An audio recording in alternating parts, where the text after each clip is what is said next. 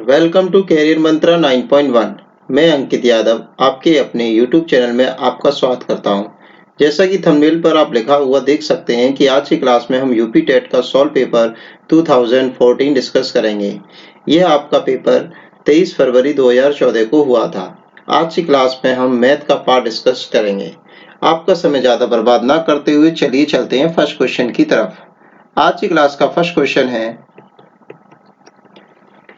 है किन्हीं दो परमेय संख्याओं के बीच। अब परमेय संख्याओं के बीच की बात हो रही है, ठीक है। कोई परमेय संख्या नहीं होती है, ठीक है। दूसरा ऑप्शन है केवल एक परमेय संख्या होती है, अनंत परमेय संख्या होती है, केवल एक परमेय संख्या और कोई भी अपरमेय संख्या नहीं होती है। तो इस क्वेश्चन का राइट आंसर हो जाएगा सी ऑप्शन इज राइट। दो परमेय संख्याओं के बीच अनगिनत मतलब कि अनंत अपरमेय संख्याएं होती है, ठीक है। देखो इसको ऐसे समझ सकते हो, जैसे कोई भी दो परमेय संख्या आप ले ली, जैसे कि हमने ले लिया 1/2 और दूसरी संख्या हमने ले ली सपोज करो 2/3। तो इन दोनों के बीच में कई सारी अपरमेय संख्या हो सकती है। कैसे? अगर हम इसमें ऊपर नीचे मल्टीपल कर दो तो ये संख्या चेंज हो जाएंगी और फिर उसके बाद बहुत सारी संख्याएं बन जाएंगी। जैसे सपोज करो मैं इन दोनों संख्याओं में मैं मान के चलो 8 का मल्टीपल कर देता हूँ, तो वैल्यू हो जाएगी हमारे पास कितनी 8 अपॉन क्या नाम है 8 अपॉन हो जाएगी ये 16 और ये वाली संख्या हो जाएगी 8 का मल्टीपल इसमें भी कर रहा हूं तो ये वैल्यू हो जाएगी 8 दूनी 16, 16 बटा 16 बटा कितना हो जाएगी 8 3 24, 16 बटा 24, ठीक है। अब देखिए 8 बटा 16 और ये है 16 बटा 24। तो देखो इसको किस तरीके से कर सकते हैं, एक और संख्या कैसे बन जाएगी 8 से हम कर सकते हैं 9 बटा 16, फिर आगे और बढ़ा सकते हैं इसी तरह से 9 बटा इसको एक एक बढ़ाते जाएंगे 9 बटा 17, फिर इसको बढ़ा सकते हैं हम क्या 10 बटा 18। इस तरह से सभी संख्याएं इसके बीच में पड़ेंगी, ठीक है। तो इसलिए अनंत परमेय संख्या हो सकती हैं। नेक्स्ट क्वेश्चन की तरफ चलते हैं। आप बस इतना याद रखिए, डायरेक्ट क्वेश्चन कई बार आ चुका है। यदि 65 और 117 का मासा दे रखा है 65 m माइनस का 117 के रूप में दर्शाने योग्य है तो m का मान बताना है। अब आप एक बात देखिए कि हमारे पास दो संख्या दे रखी है, एक तो 65 दे रखा है और 117 दे रखा है। इनका अगर हम मासा निकालें तो मासा हम भाग्यविधि से निकाल सकते हैं। तो मासा निकालने के हम क्या करेंगे 65 का डिवाइड हम 117 में देंगे तो ये कितनी बार जाएगा 65 एकम 65, एक बार चला जाएगा तो बचा कितना रह जाएगा, ये बचा रह जाएगा 2 और इसमें से इसे लेस करेंगे तो ये बचा रहेगा 52। फिर 52 का डिवाइड हम ऊपर वाली संख्या में देते हैं, ये आपको पता होगा मासा निकालना। तो एक बार फिर से जाएगा तो ये कितना हो जाएगा 52। अब कितना बचा रह जाएगा, ये बचा रह जाएगा 13, 13 का डिवाइड हम 52 में देंगे, ठीक है। और ये पूरा चला जाएगा, हाँ चला जाएगा, 13 चौका 52 पूरा चला गया। तो लास्ट वाला जो भाजक होता है मतलब कि ये 13 है, 13 इन दोनों संख्याओं क्या हो जाएगा मासा हो जाएगा। तो बस अब कुछ नहीं है क्वेश्चन में, इसने दे रखा है दोनों का मासा कितना है 65 m माइनस का 117 और जो बराबर किसके है मासा के है और मासा हमारा कितना आया 13 आया। तो वैल्यू हो जाएगी 65 m बराबर 13 माइनस के प्लस का हो जाएगा ये 117, 13 में 117 को ऐड करेंगे तो वैल्यू हो जाएगी 130। तो 65 m बराबर 130, तो m बराबर हो जाएगा 130 बटा 65, 65 से ये दो बार कटेगा तो वैल्यू हो जाएगी 2। तो m का मान कितना आ गया 2, तो 2 आंसर इसका सही हो जाएगा। नेक्स्ट क्वेश्चन की तरफ चलते हैं हम लोग। वो कह रहा है कि कोई एक परमेय संख्या है, परमेय संख्या कितनी है 5/19 व इसके योज्य प्रतिलोम के गुणनफल का गुणात्मक प्रतिलोम क्या हुआ। देखो हमारे पास क्या है कि एक संख्या है 5/19 थी, फिर वो कह रहा है इसका योज्य प्रतिलोम, तो योज्य प्रतिलोम में साइन मतलब माइनस का साइन हो जाता है, पॉजिटिव संख्या नेगेटिव हो जाती है। तो इसी संख्या का योज्य प्रतिलोम क्या होगा माइनस का 5/19 हो जाएगा। कितना हो जाएगा माइनस का 5/19।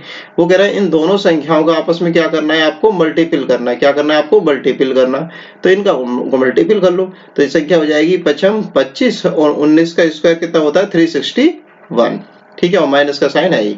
तो ये इसका गुणनफल आ गया। अब वो कह रहा है इसका गुणात्मक प्रतिलोम क्या होगा, तो गुणात्मक प्रतिलोम को निकालने के लिए हम क्या करेंगे इस संख्या को फिर से पलट देंगे, ठीक है, साइन चेंज नहीं होगा बस पलट दिया जाएगा। तो पलटने पर क्या संख्या ये बन जाएगी, ये बन जाएगी 361 अपॉन में क्या जाएगा 25 अपॉन में क्या जाएगा 25 और साइन आ जाएगा माइनस का, ठीक है। तो यही इसका आंसर हो जाएगा। तो इस क्वेश्चन का राइट आंसर हो जाएगा ई ऑप्शन इज राइट, ठीक है, माइनस 361 अपॉन में 25। नेक्स्ट क्वेश्चन की तरफ चलते हैं हम लोग। ये क्वेश्चन लिखा हुआ मैं लिख देता हूं, एक सेकेंड। देखिए ये क्वेश्चन था, इसको हमें सरल करना, सिंप्लीफिकेशन करना है। अब देखिए यहाँ पर ये लिखा हुआ है 5.47 मल्टीपल वाई 5.47, मतलब 5.47 का मल्टीपल 2 टाइम्स किया है। तो अगर मैं इसे ए मान लेता हूं तो ये वाली संख्या भी ए हो जाएगी। ठीक है, तो ए और ए मिलके क्या होगा, ए स्क्वायर हो गया, ए और मिलके क्या हो गया, ए स्क्वायर हो गया। इसी तरह से इस संख्या को मैं बी मान लूं तो ये क्या हो जाएगा, बी स्क्वायर हो जाएगा। तो आपको एक फॉर्मूला याद होगा कि क्या होता है कि ए स्क्वायर प्लस का बी स्क्वायर, प्लस नहीं माइनस है। एक सेकेंड मैं कलर भी चेंज कर दूं, थोड़ा हल्का कलर लग रहा है। ये इसका फॉर्मूला होता है ए का स्क्वायर माइनस बी का स्क्वायर बराबर ए प्लस बी और ए माइनस बी। तो एक बार तो इनको ऐड करेंगे आपस में और एक बार इनको लेस करेंगे। तो देखो एक बार इनको जब ऐड करेंगे तो ये संख्या क्या बन जाएगी, 5.47 प्लस का 4.53। एक बार इनको ऐड कर देंगे, दूसरी बार इसमें से लेस कर देंगे, 5.47 माइनस का 4.53। ठीक है, तो क्या आ जाएगा 4.53।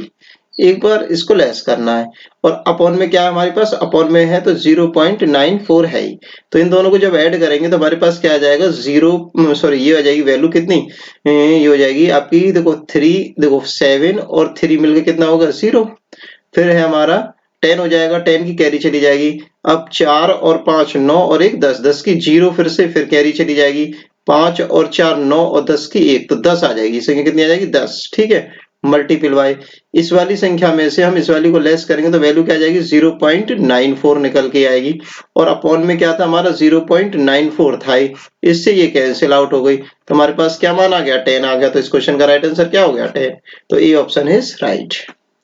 प्रैक्टिस हो तो बच्चे इसको वर्बली कर लेते दिमाग में ही। ठीक है, आपको अगर फॉर्मूला याद है तो ये दिमाग में ही हो जाता है क्वेश्चन। नेक्स्ट क्वेश्चन है, ए की मासिक आय बी से 20% अधिक है। देखो ए की जो है बी से 20% अधिक है, बी की आय सी की आय से 30% अधिक है। यदि तीनों की सम्मिलित प्रतिमाह आय 74,700 मतलब 74,700 रुपए हो तो सी की आय बताइए।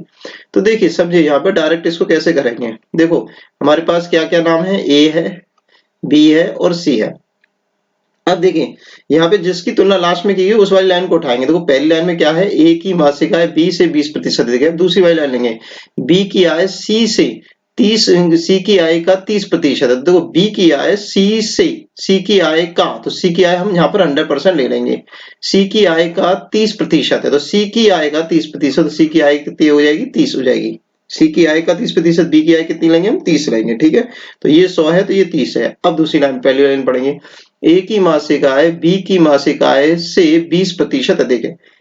अब ए की आय जो है बी से 20% अधिक है, तो 30 का 20% निकालेंगे तो कितना होगा, 3 दूनी 6, 6 होगा, तो 36 हो जाएगी। ए की आय कितनी हो जाएगी, 36 हो जाएगी। ठीक है, बात समझ में आ गई है। पहले लास्ट वाली लाइन को लेते हैं, फिर दूसरी बार पहली वाली लाइन को लेते हैं। ठीक है, चलिए ये हो गया। अब बस कुछ नहीं है, तीनों की सम्मिलित आय उसने दे रखी है, कितनी टोटल दे रखी है उसने, 74,700, 74,700 ये तीनों की मिला के दे रखी है। और इन तीनों को ऐड करेंगे तो हमारे पास कितना निकल के आएगा, 100, 30 और 36। इन तीनों को जब ऐड करेंगे तो हमारे पास निकल के आएगा 166। तो 166 की वैल्यू ये है 74,700। तो हमें एक की वैल्यू निकालनी, तो एक की वैल्यू निकालने के लिए हो जाएगा 74,700 बटा 166। हमें लास्ट में चाहिए कि इसकी सी की आय चाहिए, तो सी की आय कितनी है, 100। तो इसमें 100 का मल्टीपल और हम करेंगे। ठीक है, 100 का मल्टीपल इसमें हम और करेंगे। तो 100 का मल्टीपल जब हम इसमें करेंगे तो देखो काट पीट कर देते हैं। 166 से देखो 16 16 चौका 64, तो ये करीब, हाँ तो ये जाएगा 450 बार। कितनी बार जाएगा, 450 बार। तो बस सिंपल है, कुछ नहीं है। 100 का मल्टीपल इसमें होगा तो ये वैल्यू हो जाएगी 450, 2 जीरो और आ जाएंगे तो 45,000 सी की आय आ जाए, बी की आय, हाँ सॉरी सी की आय आ जाएगी। तो बी ऑप्शन इज राइट। ठीक है, बस डायरेक्ट हम इसमें से इनको ऐड करके और इसके इक्विवेलेंट रख देते हैं और हमारा आंसर आ जाता है। नेक्स्ट क्वेश्चन है, यदि झील की लंबाई और चौड़ाई क्रम से 40 मीटर और 10 मीटर है तो इसमें 1200 घन मीटर पानी आता है, तो झील की गहराई क्या होगी। तो देखो आयतन की बात हो रही है और आयतन का फॉर्मूला होता है लंबाई गुणा चौड़ाई गुणा ऊंचाई, ये फॉर्मूला होता है। और आयतन इस क्वेश्चन में दे रखा है 1200 घन मीटर। तो देखिए सिंपल है, लंबाई गुणा चौड़ाई L into B into H, लंबाई गुणा चौड़ाई गुणा ऊंचाई, और ये हमें दे रखा है 1200। बस वैल्यू पुटेंगे और कुछ नहीं है। तो इसकी लंबाई दे रखी है हमें 40, चौड़ाई दे रखी है 10, गहराई मतलब कि ऊंचाई हमें इसकी निकालनी है और ये किसके इक्विवेलेंट है 1200 के। बस देखो 2 0 0 0 तो यहाँ के 2 0 काट दिए। अब क्या 4 4 से काट दोगे 4 तिया 12 तो h की वैल्यू हो जाएगी 3 मीटर। तो इसकी गहराई कितनी हो जाएगी 3 मीटर। तो इस क्वेश्चन का राइट आंसर हो जाएगा C option is right. Next question चलते हैं हम लोग। यहाँ पर एक समचतुर्भुज दे रखा है, यदि चतुर्भुज ABCD एक समचतुर्भुज है तब, ठीक है, यहाँ पे मैं मेंशन कर देता हूँ इसके नाम, तब हमें इसमें से कौन सी इक्वेशन सही होगी वो हमें बतानी है। देखिए अब समझिए इस क्वेश्चन को, ये मैंने इसमें मेंशन कर दिया ABCD करके और बीच वाला जो है यहाँ पर ये काट रहे हैं इसके विकर्ण, ये O है। अब देखो समचतुर्भुज की क्वालिटी होती है, कुछ क्वालिटी आप जान लीजिए। समचतुर्भुज में क्या क्वालिटी होती है कि इसके जो विकर्ण होते हैं आपस में एक दूसरे को 90 डिग्री पर काटते हैं। एक दूसरे के ये दोनों विकर्ण हैं, आपके पहला विकर्ण है BD और दूसरा विकर्ण है AC, तो ये आपस में एक दूसरे को 90 डिग्री पर काटते हैं, ठीक है। अब यहाँ पर एक बात समझनी है आपको, यहाँ पर क्या है कि देखिए क्या क्या दे रखा है। देखो जो टर्म्स हैं वो AC कहाँ है, AC है, BD है और AB है, ये तीन ही टर्म्स हैं और इसी की टर्म्स में इसका आंसर दे रखा है। तो देखो AB क्या है, AB एक भुजा है, AC क्या है, AC एक इसका विकर्ण है, BD क्या है, BD भी विकर्ण है। तो BD मतलब विकर्ण और भुजा में रेशियो, मतलब भुजा में संबंध बताना है आपको, विकर्ण और भुजा में संबंध क्या होता है। अब देखिए इसका जो डायरेक्ट आंसर रहता है वो मैं आपको बता दूं, डायरेक्ट आंसर इसका रहेगा थर्ड ऑप्शन इज राइट। वो क्या मैं बता रहा हूँ वो समझिए पहले। तो क्या होता है कि जो विकर्णों पर जो बनते हैं, विकर्णों पर दोनों विकर्णों के स्क्वायर जो होता है, AC का स्क्वायर प्लस BD का स्क्वायर बराबर होता है 4AB के स्क्वायर के, ठीक है, भुजा के स्क्वायर के 4 गुना होता है, ठीक है। अब देखिए कैसे होता है वो समझिए। देखो यहाँ पर मैंने एक दूसरा वर्ग बनाया है, उससे आप समझ सकते हैं। देखो अगर इसकी एक भुजा एक है तो A है, तो दूसरी भुजा भी A होगी, तो इसका जो विकर्ण होगा वो होता है A√2। क्या होता है, A√2 विकर्ण होता है A√2। अब देखिए अगर मैं भुजा का स्क्वायर करता हूं तो भुजा का स्क्वायर क्या हो जाएगा A स्क्वायर, और अगर मैं विकर्ण का स्क्वायर करता हूं तो वो हो जाएगा A√2 का होल स्क्वायर करेंगे तो ये वैल्यू आ जाएगी A स्क्वायर मल्टीपल बाय 2। तो कितना हो गया, ये डबल हो गया है। देखिए यहाँ A स्क्वायर, यहाँ A स्क्वायर का डबल हो गया है, ठीक है, डबल हो गया जब हमने एक विकर्ण को यूज किया। अगर हम दोनों विकर्णों को यूज करेंगे तो 4 टाइम्स हो जाएगा। कितना हो जाएगा, 4 टाइम्स हो जाएगा। तो बस यही आपको समझाना चाह रहा हूं कि अगर दोनों विकर्णों का स्क्वायर करते हैं तो वो 4 गुना भुजा के 4 गुने के बराबर होता है, ठीक है। ये चीज आपको समझ में आ गई, वो एक प्रमेय है, आप याद कर सकते, डायरेक्ट आंसर मार सकते, कोई प्रॉब्लम नहीं है। पेपर में कोई सॉल्व नहीं करना, आपको याद रखना है। नेक्स्ट क्वेश्चन है, दी गई आकृति में x y के मान क्रम से होंगे। यहाँ पर मान मेंशन नहीं, वो मेंशन कर देता हूं मैं। अब देखिए दी गई आकृति में x और y के मान क्रम से होंगे, तो यहाँ पर आपको x और y के मान निकालने हैं। अब देखो y का मान तो बहुत इजी है, क्यों, क्योंकि देखो यहाँ पर ये 80 है तो इसके सामने वाला भी 80 हो, तो y की वैल्यू कितनी हो जाएगी 80। तो y की वैल्यू तो डायरेक्ट हो गई 80, यहाँ से निकाल ली। अब जरा देखिए 80 ये हो गया। अब यहाँ पर एक ये ट्राइंगल बनना है, तो त्रिभुज के सभी कोणों का मान कितना होता है, टोटल 180 होता है। तो 180 में से आप 50 और 80 को जब लेस करेंगे तो ये वाली x की वैल्यू निकल के आएगी, इस वाली x की वैल्यू निकल के आएगी। तो 80 और 50 कितना होता है 130, ठीक है। तो 130 को इसमें से जब लेस करेंगे तो हमारे पास क्या निकल गया 50 डिग्री। तो x की वैल्यू कितनी आ गई 50 डिग्री। तो इस क्वेश्चन का राइट आंसर हो जाएगा 50 डिग्री और 80 डिग्री। तो इस क्वेश्चन का राइट आंसर है A option is right, A option is right. Next question की तरफ चलते हैं हम लोग। एक एलिवेटर किसी खदान में 6 मीटर पर मिनट की गति से उतरता है, मतलब एलिवेटर जमीन में नीचे जाता है, ठीक है, खोदने के लिए खदान को। यदि एलिवेटर जमीन के स्तर से 10 मीटर ऊंचाई से उतरता है, अब सपोज करो ये जमीन का स्तर है, ठीक है, और यहां से ऊंचाई मतलब ये है नीचे, पता नहीं, यहां से भी ये ऊंचाई जो है, ये वाली ऊंचाई है, ये कितनी है 10 मीटर है, कितनी है 10 मीटर है। उतरता है तो 350 मीटर नीचे उतरने में उसे कितना समय लगेगा, और ये वाली वैल्यू कितनी है 350 मीटर है। तो टोटल मिला के कितनी हो गई 350 ये और 10 मीटर ये, तो मिला के हो गया आपका कितना 360 मीटर। कितना होगा 360 मीटर 360 मीटर की गहराई में उसे उतरना है। उसकी स्पीड कितनी है 6, तो 6 से इसमें डिवाइड कर देंगे तो वैल्यू कितनी आ जाएगी 6 छंग 36, तो 60 मिनट आ जाएंगे, ठीक है। 60 मिनट उसको लगाएंगे, उस एलिवेटर को कितना टाइम लगेगा 60 मिनट का टाइम लगेगा। तो 60 मिनट तो ऑप्शन है नहीं, तो 1 घंटे में 60 मिनट होते हैं, सी ऑप्शन इसका हम मार देंगे, सी ऑप्शन इज राइट। दो संख्याओं का महत्तम समापवर्तक 35, उनका लघुत्तम समापवर्तक 525 है। एक संख्या 175 है तो दूसरी संख्या क्या होगी। कई बार आया ये क्वेश्चन। सिंपल फॉर्मूला है पहली संख्या गुणा दूसरी संख्या बराबर LCM मल्टीपल बाय HCF। ठीक है, वैल्यू पुट करना और कुछ नहीं है। तो महत्तम समापवर्तक तो दे रखा है 35, 35 रख देंगे। एलसीएम दे रखा है इसका 525, 525 रख देंगे। और यहाँ पर एक संख्या उनमें दे रखी है 175, 175 रख देंगे। दूसरी संख्या हमें निकालनी है, सेकंड नंबर हमें निकालना है। ठीक है, काट दीजिए, कटे तो काट दीजिए, नहीं कटे तो छोड़ देना है। तो कट रहा होगा जरूर। ठीक है, 5 से इसे काट देते हैं। देखो सेकंड संख्या निकालने के लिए हम क्या करेंगे, तो सेकंड संख्या निकालने के लिए हम करेंगे 525 गुणा 35 अपॉन में क्या हो जाएगा 175। काटो, 5 से काट देता हूँ अगर आपको पढ़ा नहीं पता। तो 5 सत्ते 35, 5 से काटा, 5 तिया 15, पचम 25। फिर 7 से कट रहा, 7 पंजे 35, 5 से काट दो, 5 एकम 5 और पचम 25। तो सेकंड नंबर कितना आ गया 105। तो यही क्वेश्चन का राइट आंसर है। तो D option is right. Next question की तरफ चलते हैं हम लोग। यदि कोई राशि 5% वार्षिक साधारण ब्याज की दर से 6 वर्षों में 2600 रुपए हो रही, कितनी हो रही 2600 रुपए होती है, तो राशि है, तो राशि हमारी कितनी है वो हमें बताना है। देखिए कैसे करेंगे इस क्वेश्चन में, बहुत इजी है। देखिए हो क्या रहा है कि हमें हर साल ब्याज जो मिल रही है वो 5% मिल रही है। 6 साल में कितने मिल जाएगी हमें, 5 30, 30% मिल जाएगी। मतलब एक साल में अगर हमें ब्याज 5% मिलती है तो 6 साल में कितनी मिल जाएगी, 30% मिल जाएगी। 6 पंजे 30, 30% टोटल ब्याज मिल जाएगी। तो ब्याज हमें कितनी मिल गई 30%। ये हमारी क्या है, ब्याज है। ये हमारी क्या है, ब्याज है। और वो जो मूलधन था, मूलधन वो कितना था, कितना भी मूलधन हो, मूलधन जो था हमारा वो कितना था 100% होता है। कोई भी मूलधन हो, 100 रुपए, 50 रुपए, 500 रुपए, वो अपने आप में राशि 100% होती है। तो कुल मिलाकर ये कितना हो गया 130%। और यहाँ पर यही कहा गया है क्वेश्चन में कि वह राशि 2600 रुपए हो जाती है। कितनी हो जाती है, 2600 रुपए हो जाती है। तो ब्याज और मूलधन मिला के कितना होगा 130%। और 130% की वैल्यू दे रखी है हमें क्वेश्चन में 2600 रुपए। तो बस 1% की जब वैल्यू निकालेंगे तो 2600 बटा 130, जीरो से जीरो कैंसिल हो गया, 13 से काट दीजिए, 13 दूनी 26, तो 20। 1% की वैल्यू कितनी आ गई 20। हमें क्या चाहिए 100% राशि मूलधन चाहिए। तो मूलधन कितना होता है 100%। तो 100% निकालने के लिए हम 100 से मल्टीपल कर देंगे 20 में। तो 100 से जब हम इसमें मल्टीपल करेंगे तो हमारे पास आ जाएगा 2000 रुपए। कितना आ जाएगा 2000 रुपए। तो वह राशि हो जाएगी 2000 रुपए। C option is right.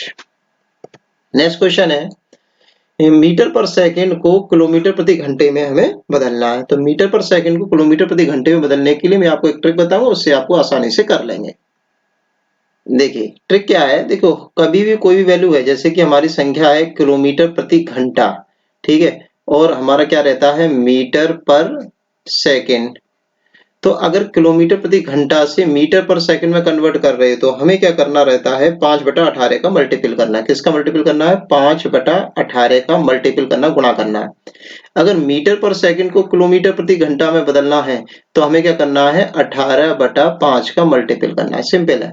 Kilometre प्रति घंटा को अगर कन्वर्ट करना है मीटर पर सेकंड में तो 5/18 का करेंगे, और मीटर पर सेकंड को किलोमीटर प्रति घंटा में कन्वर्ट करना है तो 18/5 का मल्टीपल करेंगे। ठीक है, अब देखिए कैसे, अब फिर इसका करेंगे तो कैसे करेंगे, तो मीटर पर सेकंड है तो मीटर पर सेकंड कितना 10, तो मीटर पर सेकंड को किलोमीटर पर आवर में कन्वर्ट करना तो हम क्या करेंगे 18/5 का मल्टीपल करेंगे। तो 5 दूनी 10 और 18 दूनी 36। तो इस क्वेश्चन का आंसर आ गया 36 किलोमीटर प्रति घंटा। तो इस क्वेश्चन का राइट आंसर है D option is right. Simple है। नेक्स्ट क्वेश्चन है, चित्र में एंगल बी, देखो मेंशन नहीं, मैं मेंशन कर दूं। देखिए ये सब वैल्यू हमें क्वेश्चन में दी गई थी। देखो चित्र में एंगल बी जो है हमारा 70 डिग्री है, सी हमारा कितना है 60 डिग्री है, सी हमारा कितना 60 डिग्री है।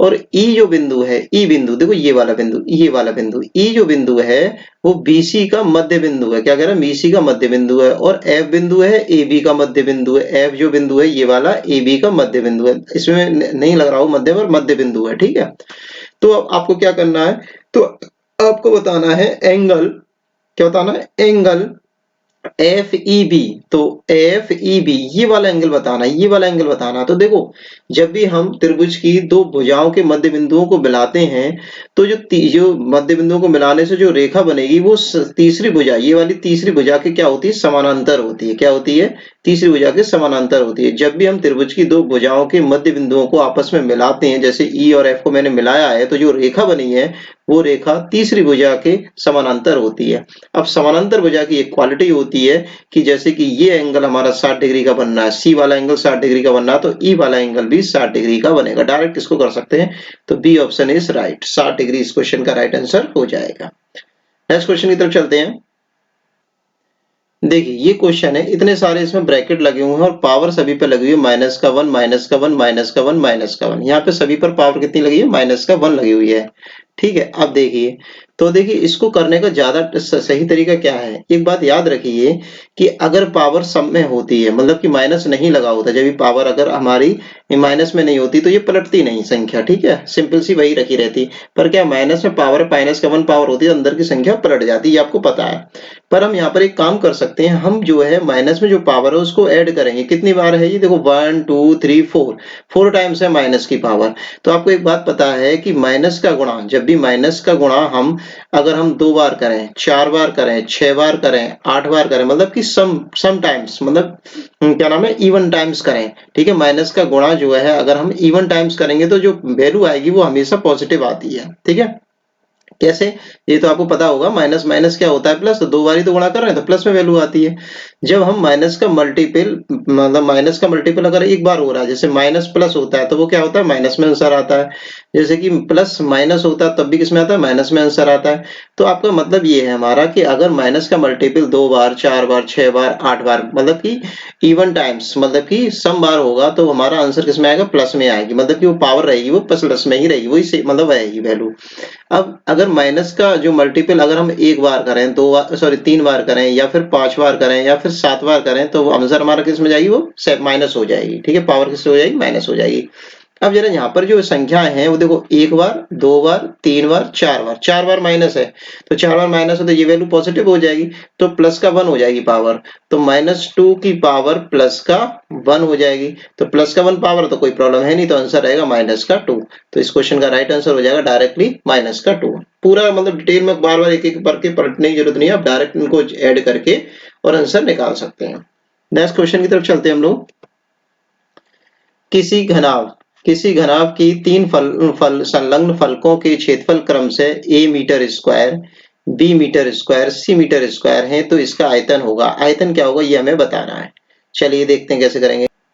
देखिए ऑप्शन में अंडर रूट नहीं लगे हुए थे, मैंने लगा दिए हैं, सही है, ऑप्शन मैंने कर दिए हैं। अब देखिए, आपको एक बात पता होती है कि किसी भी फलक का जो क्षेत्रफल होता है वो लंबाई गुणा चौड़ाई होता है किसी भी जगह का। ठीक है, तो आपको एक पता है, जैसे कोई भी घनाभ है तो घनाभ इस तरह का होगा, इस तरह से में घनाभ होगा, आप समझिए। ठीक है, इस तरह से घनाभ होगा। ठीक है, तो इसकी कुछ ना कुछ लंबाई होगी, चौड़ाई होगी, ऊंचाई होगी। तो अगर हम इस वाले एरिया की बात करें तो इसमें क्या है, एक तो ये आपकी लंबाई और ये चौड़ाई है, तो लंबाई गुणा चौड़ाई का गुणा हो जाएगा। तो आपको एक बात समझ में आ गई होगी, L इंटू बी, और L इंटू बी का जो एरिया दे रखा है, क्योंकि 6 फलक होते पर 2 सेम होते हैं आमने सामने के, तो इसका एरिया हो गया a मीटर स्क्वायर, क्वेश्चन में दे रखा है। फिर दूसरा वाला हो जाएगा बी एच, इसका एरिया हो जाएगा हमारे पास कितना? b metre square. ठीक है, इसी तरह से एच एल, इसका एरिया हो जाएगा c मीटर स्क्वायर। ये क्वेश्चन में हमें गिवन है। ठीक है, अब देखिए, अब आपको एक बात पता है कि आयतन जो होता है, आयतन होता है L into B into H, L B H. क्या होता है? एल बी एच आयतन जो होता है किसी भी घनाभ का, आयतन जो होता है वो L into B into H होता है, तो एल बी एच हो गया। अब आपको एक बात पता है कि मैं इन सभी का आपस में क्या करूं, मैं इन सभी का आपस में मल्टीपल कर दूं, तो देखो क्या हो जाएगा, देखो एल बी, बी एच और एच एल आपस में मल्टीपल हो गया। अब क्या है कि अगर मैं आपस में मल्टीपल करता हूं तो यही तो हो जाएगा, a इंटू बी इंटू सी हो जाएगा। अगर मैं इसको ऐसे लिखूं a इंटू बी इंटू सी, तो आपस में मल्टीपल ही तो कर रहा हूं। अब देखिए इसके ऊपर अगर अंडर रूट चढ़ा दिया जाए तो देखो एल स्क्वायर क्या आ जाएगा? L square, B square, H square, यही तो होगा, नहीं होगा? और इस स्क्वायर से, तीनों के स्क्वायर से क्या होगा, ये अंडर रूट कट जाएगा। तो ये क्या आ गया हमारे पास? L into B into H आ गया, L into B into H आ गया। तो ये किसके इक्विवेलेंट हो गया? हमारे इस सी वाले ऑप्शन के इक्विवेलेंट हो गया। तो इसका मतलब क्या है कि ए, बी और सी के ऊपर अगर हम अंडर रूट लगा दें तो हमारा मान किसके बराबर आ जाएगा? आयतन के बराबर आ जाएगा। ठीक है, दोबारा से देखना, समझ में आ जाएगा ये क्वेश्चन। ठीक है, नेक्स्ट क्वेश्चन की तरफ चलते हैं हम लोग। यदि संख्या 62532915 6 से पूर्णतः विभाजित है तो ए के स्थान पर सबसे बड़ा अंक क्या आएगा। ठीक है, अब आप जानते हैं कि अगर हम 6 की विभाज्यता देखते हैं तो हमें किस किस की देखनी है, 2 की और 3 की देखनी है। कोई संख्या अगर 6 से डिवाइड हो रही है तो हमें 2 से भी कटनी चाहिए और 3 से भी कटनी चाहिए। क्यों? क्योंकि 3 दूनी 6 होता है, तो वो संख्या 6 से पूरी पूरी विभाजित होगी। अब 2 की भाज्यता का नियम ये होता है कि जो सम मतलब जो हमारा इकाई का अंक होता है उस जगह पर हमारे क्या होना चाहिए, एक सम अंक होना चाहिए। तो इस तरीके से हमारा 2 के अकॉर्डिंग हमारा 5 भी गलत हो जाता है और 9 भी गलत हो जाता है। 2 ऑप्शन तो हमारे ऐसे गए। अब बात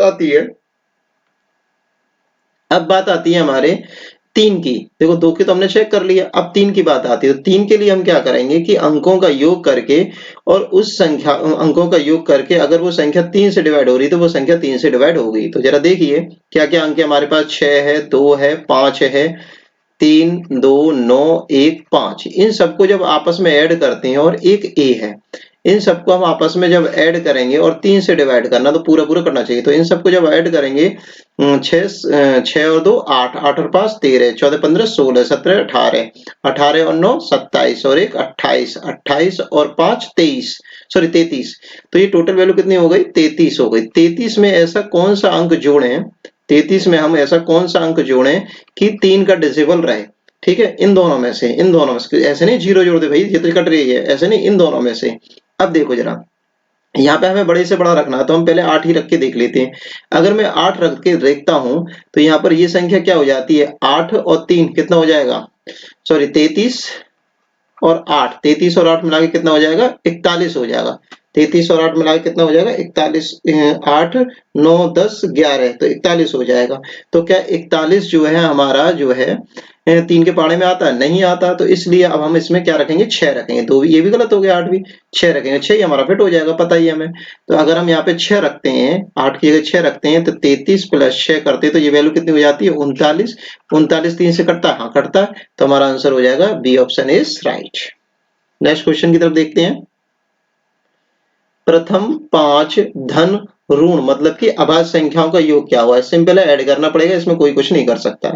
हमें अभाज्य संख्या पता होनी चाहिए। तो अभाज्य संख्या क्या होती है, 2 होती है, फिर 3 होती है, फिर 5 होती है, फिर 7 होती है और फिर आपकी 11 होती है। ये सभी क्या है, आपकी अभाज्य संख्या है। इनको सबको आपको ऐड करना है, ठीक है, और इनका ऐड करके बताना है। तो 11 और 7 कितना हो गया आपका, 18, 18, 19, 20, 21, 22, 23, 24, 25, 26, 27, 28। तो इस क्वेश्चन का राइट आंसर हो जाएगा 28। क्या आ जाएगा, 28। तो सी ऑप्शन इसका हमारा राइट हो जाएगा। नेक्स्ट क्वेश्चन की तरफ चलते हैं हम लोग। जतिन और प्रिया के पास मिलाकर 41 रुपए थे। कितने रुपए थे, 41 रुपए थे। जतिन के पैसे का 1/4 प्रिया के पैसों के 1/7 रुपए से 2 अधिक है तो प्रिया के पास पैसे कितने हैं। ठीक है, अब ऐसे क्वेश्चन में आप क्या कर सकते हैं, ऑप्शन बाय ऑप्शन जाएं तो वो ज्यादा अच्छा रहता है। ठीक है, बाय ऑप्शन जाएंगे तो ज्यादा अच्छा रहता है। और ऐसे क्वेश्चन में आप पॉइंट वाले ऑप्शन को ज्यादा प्रेफर ना करें, मतलब बिना पॉइंट वाले जो इजी ऑप्शन हो उनको पकड़ें। ठीक है, वो आसान रहते हैं। अब देखो यहाँ पर एक बात समझ में आ रही है कि 1/4 और 1/7। ठीक है, तो यहाँ पे 1/7 और 1/4 मतलब 4 और 7 से कटने वाले ऑप्शन ज्यादा सही रहेंगे। ठीक है, अब देखो मैं क्या रहता हूँ, डायरेक्टली मैं तीसरा ऑप्शन ले रहा हूँ 21। क्यों ले रहा हूँ वो समझाता हूँ। देखो सुनो, मैं प्रिया के पैसे की बात हो रही है तो देखो प्रिया के पैसे अगर मैं 21 लेता हूं, प्रिया के पैसे मैंने कितने ले लिए, 21। ठीक है, तो जतिन के पैसे कितने हो जाएंगे, तो जतिन के पैसे हो जाएंगे आपके, देखो ये हो जाएंगे 20 रुपए। जतिन के पैसे कितने हो जाएंगे, 20 रुपए। एक के 20 होंगे, एक के 21 होंगे। ठीक है, अब देखो जरा, वो कह रहा है जतिन के पैसों का 1/4। तो जतिन के पैसे कितने हैं, 20, तो 20 का 1/4 करेंगे तो 4 से डिवाइड होगा, तो ये कितना निकल के आएगा, 5 निकल के आएगा। जतिन के पैसों का 1/4, प्रिया के पैसों का 1/7।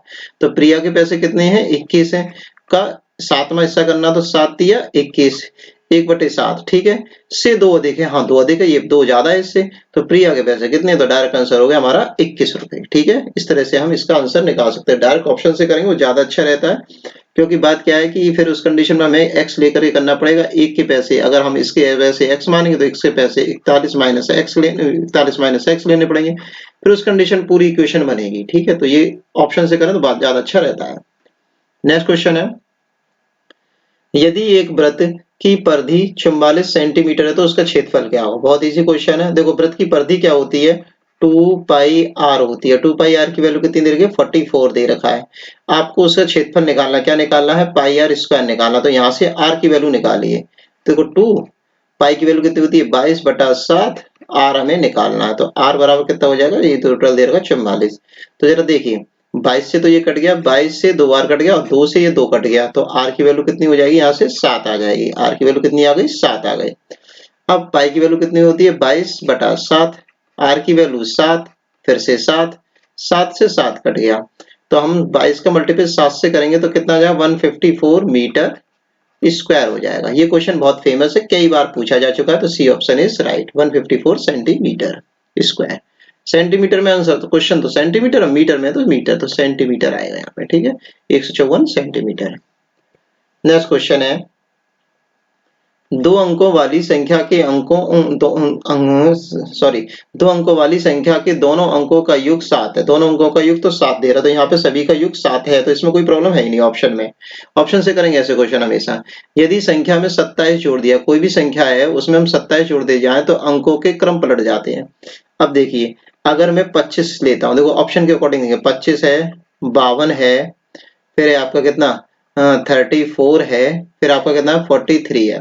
तो देखो 25 में अगर मैं 27 जोड़ूं तो 7 और 5 12 की 2 हासिल गई 1, तो ये हो गया 52। तो 25 संख्या थी 52 हो गई, तो अंक पलटे नहीं पलटे, हाँ पलट गए, तो यही ऑप्शन फिट जा रहा है। ये ऑप्शन इसका फिट बिल्कुल फिट रहा है, कोई प्रॉब्लम है ही नहीं इसमें, ये ऑप्शन इज राइट। औरों को चेक करा देता हूँ, अगर मैं इसमें 27 जोड़ूं तो 7 और 2 9 आ जाता है। क्या अंक पलट रहे हैं भाई, इसमें 9 तो है ही नहीं, ऊपर वाले में तो करने की जरूरत ही नहीं है। और 5 6 7, ठीक है, तो 79 होता है, ये गलत हो जाता है हमारा। और देख लिए इसको, अगर हम क्या नाम है 27 इसमें ऐड करें तो 7 और 4 11 हासिल गई, 1 3 4 5 और 1 6 61 हो गई, तो ये भी गलत हो रहा है। ठीक है, इस तरह सारे ऑप्शन गलत ही बजाएंगे, कोई प्रॉब्लम है ही नहीं। 7 और 3 10 हो गया ये, तो ये हो गया कितना 60 और 71 हो गया, तो ये भी गलत जा रहा है। ठीक है, तो ये ऑप्शन इसका राइट हो गया।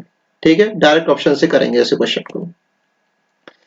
अब वो ये क्वेश्चन है, इसमें ए बी सी डी नहीं लिखा, मैं लिख देता हूं खुद ही। ये ए है, ये आपका बी है, ये आपका सी ऑप्शन है और ये आपका डी ऑप्शन है। कोई प्रॉब्लम नहीं है, टाइपिंग प्रॉब्लम हो जाती है, कोई बड़ी बात नहीं है। अब देखिए वो कह रहा है दिए नीचे किसी दिए गए आंकड़ों के लिए बारंबारता 5 की टैली चिन्ह में निरूपित कैसे करें। तो 5 के लिए कौन सा टैली चिन्ह रहेगा वो हमें बताना है। अब देखिए हम टैली चिन्ह कैसे लिखते हैं, देखो सबसे पहला टैली चिन्ह होता है 1, फिर होता है 2, 2 के लिए 2 डंडे, फिर होता है 3, 1 2 3, 3 के लिए बाद आता है 4, 1 2 3 4, फिर आता है हमारा क्या 5, तो 1 2 3 4 5, सॉरी 4 के बाद फिर इस तीसरे चौथे 5वें टैली चिन्ह को हम इस तरीके से क्रॉस कर देते हैं। तो इस क्वेश्चन का राइट आंसर हो जाएगा B option is right, B option is right. बात समझ में आ रही है, हम पहले वाले टैली चिन्ह से लास्ट वाले टैली चिन्ह तक काटते हुए चले जाते हैं, तो इस 5वें का हमारा ये हो जाता है। फिर इसी तरह से आगे चलता रहेगा। अगर हम 6 लिखना है तो हम कैसे लिखेंगे, 1 2 3 4 5 और 6 के लिए हमें एक डंडा अलग करना है। इसी तरह से फिर 2 डंडे, फिर 3 डंडे, इसी तरह से सीरीज चलती रहेगी। नेक्स्ट क्वेश्चन है हमारा, दो सह अभाज्य संख्याओं का महत्तम समापवर्तक क्या होगा। तो इस क्वेश्चन का आंसर होता है 1। महत्तम समापवर्तक क्या होता है, 1 होता है। जैसे कि क्या होता है, मैंने लिया 2, एक अभाज्य संख्या हो गई और दूसरी अभाज्य संख्या मैंने ली 3, तो इनका अगर मासा में निकालूंगा तो इनका मासा क्या निकल के आएगा, 1 ही निकल के आएगा। कोई भी अभाज्य संख्या में उठा लूं उनका मासा कितना निकल के आएगा, 1 ही निकल के आएगा। नेक्स्ट क्वेश्चन है, वो कह रहा है 1715.271 के स्थानीय मानों का अंतर है। ठीक है, किसके अंतर है ये बताना भूल गए, 7 की बात कर रहा होगा। एक सेकंड रुकिए। अब देखिए इसमें 7 का ही पूछा था, वही बात मैं कह रहा था। तो देखो तो ये संख्या हमारे पास कितनी है, 1715 पॉइंट है यहाँ पर 271। अब जरा देखिए पहला वाला एक तो ये 7 है और एक ये 7 है, तो देखो इस वाले 7 को अगर मैं निकालता हूं तो ये क्या निकल के आता है, 700.000 ये निकल के आता है। और इस वाले 7 को निकालता हूं तो ये कहां पर है, 0.70 यहाँ पर है। इन दोनों का अंतर लेना है बस, और कुछ नहीं है। तो इन दोनों को डिफरेंस कर देना है, इसमें से लेस कर दे, हमारा आंसर निकल जाएगा। तो देखो यहाँ पर ये क्या है, कैरी ले लेगा, तो यहाँ पर ये निकल के आएगा 693 तो ये हो जाएगा क्या नाम है, यहाँ पे तो 0 का 0 हो जाएगा, ये हो जाएगा हमारे पास 693 कैसे कि यहाँ से इसने इसे हासिल दी, तो यहाँ पे हो गया 10, 10 में से 7 गए तो 3 आ गया। फिर यहाँ पे कितने रह गए, 9, 9 में से 0 गए तो 9 ही आ जाएगा, तो 93 आ गया। अब यहाँ पे कितना रह गया, 9, 9, और यहाँ पे कितना रह गया, 6। तो यहाँ पर कुछ संख्या है ही नहीं, 0 0 0 ही है, तो हमारे पास कैसे आएगा, 699 आ जाएगा। तो 699.93, तो डी ऑप्शन इसका फिट हो जाएगा। नेक्स्ट क्वेश्चन है, अब ये सिंपल है, ये आपका क्या नाम है, टीचिंग वाले क्वेश्चन है। देखिए सुनिए कैसा है। भिन्नों का योग पढ़ते समय शिक्षक को नीचे दी हुई एक त्रुटि ज्ञात हुई। ठीक है, नीचे क्या त्रुटि ज्ञात हुई। क्वेश्चन इस तरह से था, क्वेश्चन ये था कि 1/2 + 1/3 बराबर 2/5। कैसे लिख दिया बच्चे ने, डायरेक्ट जोड़ दिया। एलसीएम उसे लेना ही नहीं आता है, एलसीएम के बारे में उसे कुछ पता ही नहीं है। उसने कहा कि ऊपर ऊपर को अलग जोड़ दिया और नीचे नीचे को अलग जोड़ दिया। तो इसका मतलब क्या, वो जोड़ तो जानता है पर एलसीएम एचसीएफ नहीं जानता, एलसीएम नहीं जानता, लघुत्तम समापवर्तक नहीं जानता। इस स्थिति में शिक्षक को उपचारात्मक कार्य के रूप में क्या करना चाहिए, उपचारात्मक कार्य क्या करना चाहिए वो बताना। लघुत्तम समापवर्तक की अवधारणा को समझाने में बच्चे की सहायता करें। बिल्कुल सही बात है, क्योंकि उसे एलसीएम एचसीएफ ही नहीं आता है, और पढ़ लेते हैं। बच्चों से कहें कि वे अधिक से अधिक अभ्यास करें। बिना पता कैसे कर लेंगे अभ्यास, इसमें अधिक हस्तक्षेप नहीं करना चाहिए, क्योंकि बच्चा जैसे बड़े होंगे समझ जाएंगे, अपने आप कैसे समझ जाए बिना बताए। प्रत्येक भिन्न के परिमाप को समझने में बच्चों की सहायता करनी चाहिए। ठीक है, परिमाप से समझने से क्या होगा भाई, लघुत्तम समापवर्तक से समझाओ, तो ये ऑप्शन इज राइट। ठीक है, एलसीएम एचसीएफ की उसे नॉलेज देंगे तभी बच्चा आगे कर पाएगा। नेक्स्ट क्वेश्चन है, माप की अवधारणा विकसित करने हेतु अपनाए गए निम्नलिखित कार्यों को क्रम लगाइए। ठीक है, अब इनको कौन सी माप की धारणा निकालने के लिए कौन सा सीक्वेंस है वो हमें फिट करना है, वो हमें देखना है। तो देखिए, शिक्षार्थी लंबाई मापने के लिए मानक इकाइयों का प्रयोग करें। शिक्षार्थी लंबाई मापने के लिए अमानक इकाइयों का प्रयोग करते हैं। शिक्षार्थी सरल अवलोकन द्वारा वस्तुओं को सत्यापित करते हैं। शिक्षार्थी मीटरी इकाइयों के बीच के संबंध को समझते हैं। ठीक है, तो देखिए पहले क्या होगा कि अवलोकन करेंगे। शिक्षार्थी सरल अवलोकन द्वारा वस्तुओं को सत्यापित करते हैं, मतलब उसको पढ़ाने की बात चल रही है, पहले तो उनको सरल बातें समझाई जाएंगी। तो सबसे पहले तो हमें 3 की बात करनी है। ठीक है, हम 3 काम करेंगे, थर्ड नंबर का करेंगे।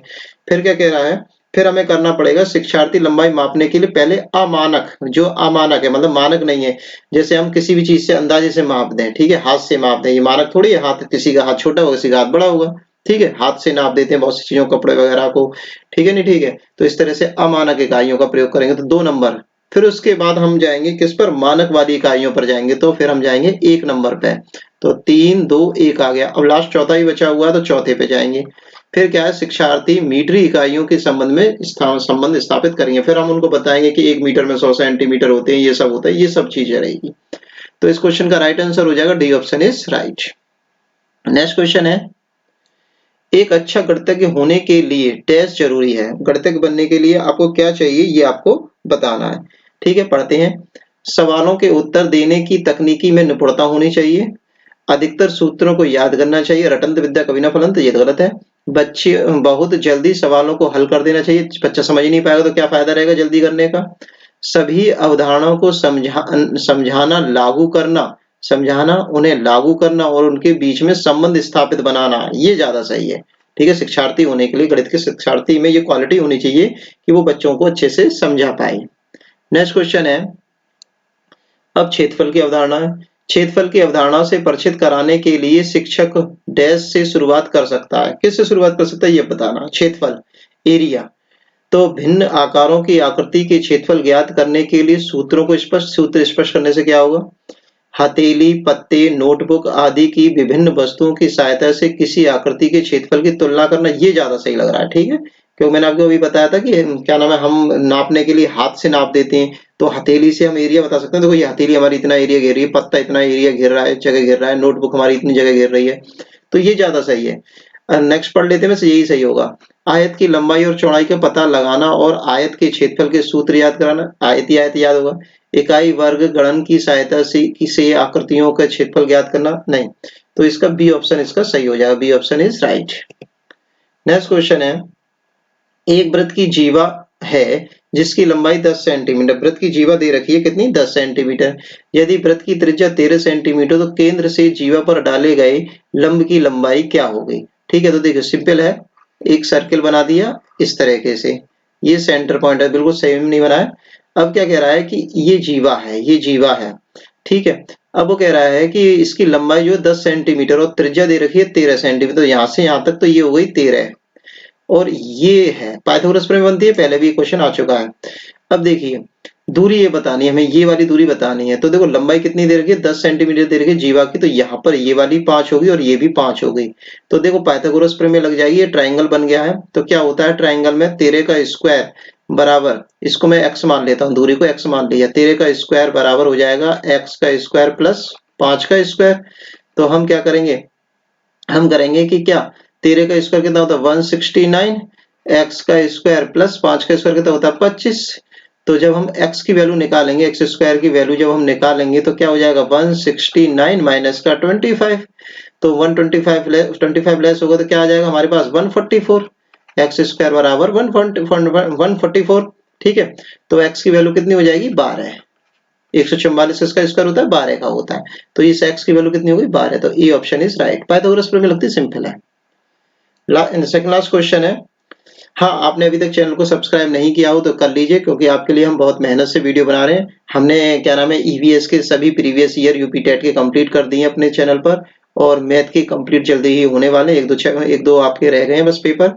तो आप प्लीज चैनल को लाइक करें, सब्सक्राइब करें, शेयर करें। जल्दी ही हम आपके हिंदी के, साइकोलॉजी के, संस्कृत के और इंग्लिश के सभी के प्रीवियस ईयर पेपर कंप्लीट कर देंगे।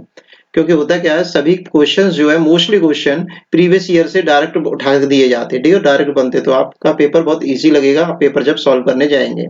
आप केवल प्रीवियस ईयर को ही कर लेना तो अभी आपका मतलब टेट क्वालिफाई हो जाएगा। क्यों, क्योंकि देखो ओबीसी वालों को तो टेट आसानी से क्वालिफाई हो सकता है, क्योंकि ओबीसी जो रिजर्व कैटेगरी है 82 नंबर लाने होते हैं, तो आप आसानी से 150 में से 82 नंबर ला सकते हैं, आसानी से 90 भी ला सकते हैं अगर थोड़ी सी और मेहनत कर ले। ठीक है, तो सभी का टेस्ट जो है, पेपर जो है प्रीवियस ईयर करने से ही पास हो जाएगा।